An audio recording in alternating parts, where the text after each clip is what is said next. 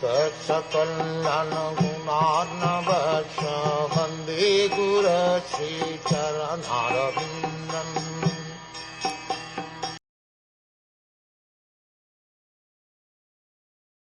Thereafter, being unable to achieve the desired destination, he retired from such searching and came back again to the top of the lotus. Thus, controlling all objectives, he concentrated his mind on the Supreme Lord. Samadhi involves concentrating the mind upon the supreme cause of all, even if one is unaware of whether his actual nature is personal, impersonal, or localized. Concentration of the mind on the Supreme is certainly a form of devotional service. To cease from personal sense endeavors and to concentrate on the supreme cause is a sign of self-surrender. And when self-surrender is present, that is a sure sign of devotional service. Each and every living entity needs to engage in devotional service to the Lord if he wishes to understand the ultimate cause of his existence.